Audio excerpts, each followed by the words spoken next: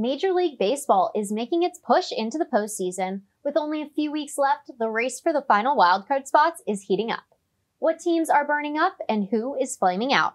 Hello, and welcome back to Penn State Sports Night. I'm your host, Anneke Wagner, alongside Julia Henry and Jeremy Rose. Tonight, we will be talking about the MLB battle into the postseason. Now, Julia, let's talk about the frontrunners for the American League wildcard.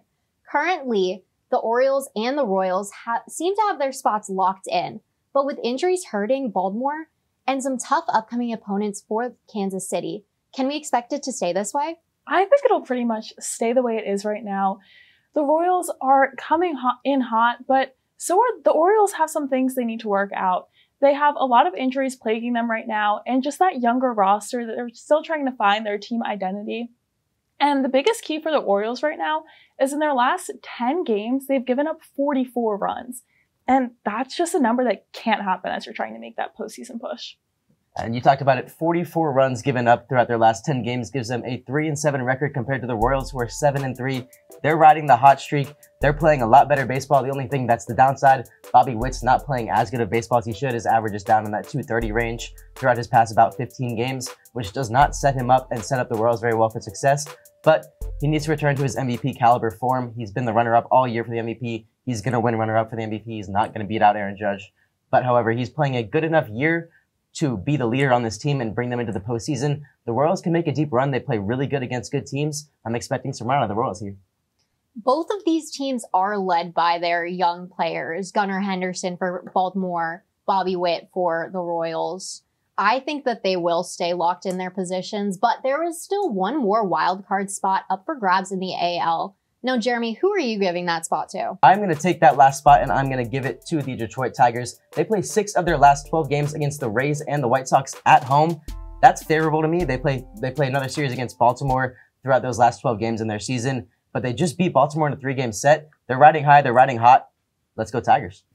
All right, I'm going to go with the Minnesota Twins, and they pretty much have an easy 3 of their 4 series are easy to round it out, and their last one's against the Orioles, but I mean, it's the last series. There can be key players from both teams not playing, so who knows kind of how much that'll matter.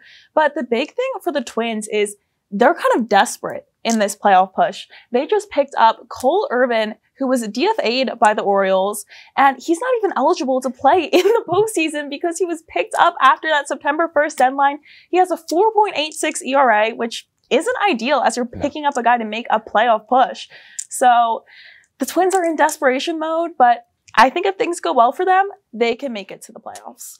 Julia, I hate to argue with you, but I like the Tigers. Like Jeremy said, they are hot, and Skubal is having a Cy Young season. Yes, he is. But swinging things over to the National League, it is a closer race than the AL, with the Padres and the Diamondbacks leading the charge. So who will remain in the top spots? Will these teams keep it? Will we see Arizona in another World Series this year? Julie, let's start with you. I'm going to have to go with the San Diego Padres. They've really come into the second half of the season hot. They've gone 35-16 since All-Star break, which says a lot. And, you know, you kind of have to be hot now to continue that momentum into the playoffs. But the big concern for them as, you know, they kind of enter potentially that postseason is their closer, Robert Suarez. He had a really low ERA to start off the season, but in his last 15 outings since early August, his ERA is now over 6. And, you know, your closer is who you have to depend on if you need to win these close games for you. So I think it all kind of depends on how that closing pitching staff does and if the Padres can make the playoffs or not. You can see that happening on the same side in the AL, you know, with the whole Yankee situation. No closer there. Trying to figure that out as well. That can plague the Padres a lot more than it could potentially plague the Yankees in the AL. But as we look at the Padres, I do think that the standings are going to stay the same as we head into the postseason. You mentioned a Diamondbacks postseason push. They are 3 games under against teams over 500. Every team you're going to be playing in the postseason is going to be sitting over 500. That does not bode well for the Diamondbacks. Their pitching is not at the caliber that it was last year. That's what really led them. That and clutch hitting from Corbin Carroll and Ketel Marte, who in 21 postseason games is hitting .344 with a .974 OPS. That's really, really impressive from Ketel Marte. He's only played in 2 postseasons, made that deep run last year, was a really, really key factor for the Diamondbacks. I think the standings stay the exact same, but look out for Ketel Marte and Corbin Carroll to lead a push if they do find themselves in a solid postseason spot. It will be interesting to watch those leaders play postseason baseball if they get there. But there is another spot up for grabs. At the moment, the Braves and the Mets are tied for that final wildcard spots, but run differential gives it to the Braves. Who are you guys picking for this final wildcard spot? Jeremy, I'll start with you. Yeah, we talked about the Braves a little bit. I think that they're going to keep that spot that they have.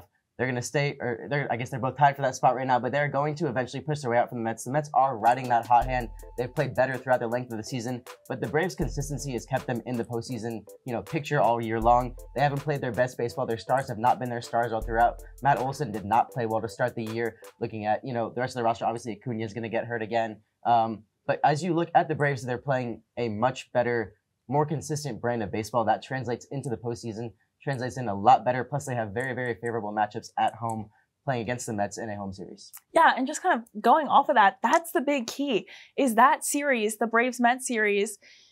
The Braves are at home in Atlanta, and, I think they could sweep that series. They win that series, and that basically determines it. So that's why the Braves I'm ultimately giving it to them, because they just kind of have that luck in the draw to have that series at home against the Mets. Just because you guys both picked the Braves, I am going to have to give it to the Mets and the power of Grimace. Ooh. Just because you both picked the Braves. But who's coming out on top? Whose light will be extinguished? We will just have to wait and see how the rest of the regular season plays out.